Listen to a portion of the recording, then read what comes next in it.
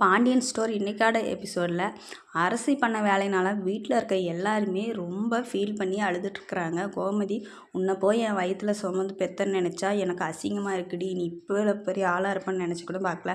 உன் வாழ்க்கையை பற்றி எங்களுக்கு தெரியாதா? உன் வாழ்க்கை மேலே எங்களுக்கு அக்கறை இல்லையா? உன் அப்பா உன்னை எப்படி நம்பிட்டு இருந்தார்? இப்படி கழுத்து அறுத்துட்டே போய் உனக்கு அவன் லவ் பண்ணு வேற எவனா சொல்லியிருந்தா கூட பரவாயில்ல. அவன் எப்பேற்பட்ட ஆளுன்னு தெரிஞ்சும் நீ இப்படியெல்லாம் பண்ணியிருக்கேன்னு சொல்லிட்டு ரொம்ப கோவப்பட்டு திட்டுறாங்க.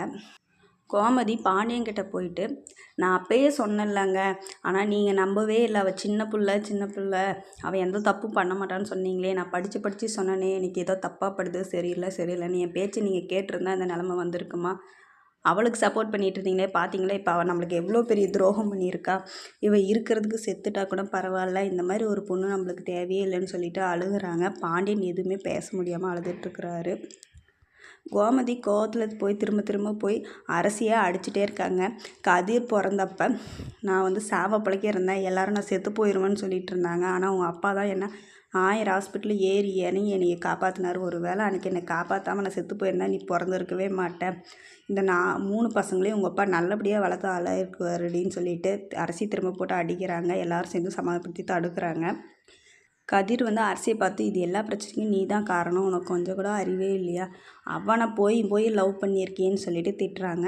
கோமதி உன் அண்ணிங்க 2 பேரும் அவன் கடத்த பார்த்தானே, அப்பயே இவன் கேஸ் கொடுத்துருந்தான், அவன் இந்நேரம் ஜெயிலில் இருந்திருப்பான். பாவம் பார்த்ததுக்கு எங்களுக்கு இப்படி ஒரு தண்டனை கொடுத்துருக்கே, அவனை பற்றி உனக்கு தெரியாது, இந்த வீட்டில் தானே இருந்தான், அவன் நம்ம குடும்பத்துக்கு எவ்வளோ பிரச்சனையை குடைச்சலும் கொடுத்துருக்குறாங்கன்னு சொல்லிட்டு கோமதி திரும்ப அரசிக்கிட்ட கோவப்பட்டு திட்டுறாங்க. இனிமேல் என் மூஞ்சிலே முழிக்காது, என்கிட்ட பேசவே பேசாத, நான் உனக்கு அம்மாவே இல்லைன்னு சொல்லி கோவப்பட்டுருக்குறாங்க. செந்தில் நான் போய் அவனை கேட்குறேன், குமார்கிட்ட நான் விசாரிக்கிறேன், அரசி இப்படி பண்ணுற பொண்ணே இல்லை, இவனை ஏதோ மனசை மாற்றி தான் அவன் ஏதோ பண்ணியிருக்கான்னு சொல்லி பேச போகிறாங்க. அப்போ சுகன்யா அது எப்படி 2 கை தட்டினா தானே ஓசை வரும், அவனை மட்டும் தப்பு சொல்கிறீங்களேன்றாங்க. டக்குன்னு கோமதி பார்த்தியா, வீட்டில் இருக்கவளே இப்படி பேசுகிறான்னா அப்போ வெளியில் இருக்கிறவங்க எவ்வளோ கேவலமாக பேசுவாங்க, இப்படி ஒரு நிலைமைக்கு ஆளாக்கிட்டேன்னு சொல்லிட்டு அழுகுறாங்க கோமதி. செந்தில் போய் குமாரை திட்டார், எதுக்குடா இப்படி பண்ண, அரசி நல்ல பொண்ணு, விவரமான பொண்ணு, அந்த பிள்ளைய என்ன சொல்லிடா ஏமாத்தினன்னு சொல்லிட்டு அங்கே கோவப்படுறாங்க. பின்னாடியே ஜீவாவும் கதிரும் போயிட்டு குமாரை அடி வெளுத்து விட்றாங்க. எல்லோரும் சேர்ந்து தடுக்கிறாங்க. எதுக்கு இப்படி பண்ணுற, என்ன ஆச்சுன்னு சொல்லிட்டு எல்லாம் விசாரிக்கையில் அரசியை இவன் லவ் பண்ணுறான் அப்படின்ற விஷயத்த வீட்டில் இருக்க எல்லார்ட்டையும் சொல்கிறாங்க. 2 குடும்பத்துக்கு ஆகாதுன்னு தெரிஞ்சு இவன் அந்த பிள்ளைகிட்ட ஏதோ சொல்லி மயக்கி இந்த பிள்ளைய படத்துக்கெல்லாம் கூட்டிகிட்டு போயிருக்கான்னு சொல்லி எல்லா உண்மையும் சொல்லிடுறாங்க. இதை கேட்டு எல்லாருமே ஷாக் ஆகிடுறாங்க. இனிமேல் நீ என் தங்கச்சி விஷயத்தில் தலையிட்டேன்னா நீ உயிரோடே இருக்க மாட்டேன்னு சொல்லிட்டு கதிரும் ஜீவம் ஒரு பக்கம் கோவப்படுறாங்க.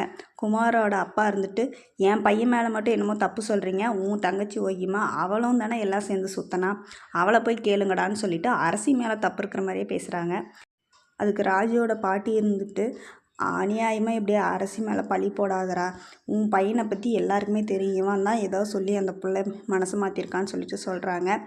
அதுக்கு அவர் எல்லாம் என் பையன் மேலே தப்பு சொல்கிறீங்க, அந்த பிள்ளையும் தான் எல்லாத்துக்கும் காரணம், போய் அவளை கேளுங்க, ஏன் நம்ம வீட்டு பொண்ணா இவன் இழுத்துட்டு ஓடினானே, அப்போ அது தப்பாக தெரியலையா, இப்போ இவன் வீட்டுக்குன்னு வந்த உடனே இவன் நம்மளை கேள்வி கேட்குறான்னு சொல்லி பேசுகிறாங்க. அதனால் இவங்களால் பதிலே பேச முடியாமல் இவங்கெல்லாம் கம்முன்னு வீட்டை விட்டு வெளியே போயிடுறாங்க. வீட்டுக்கு போனால் அங்கே கோமதி அழுதுட்ருக்காங்க. என்னால் தாங்கவே முடியல, இந்த அசிங்கத்துலேருந்து நம்ம எப்படி தான் மீள்றது, இது வெளியே தெரிஞ்சால் எவ்வளோ கேவலம்னு சொல்லி கோமதி உட்காந்து அழுதுட்ருக்குறாங்க.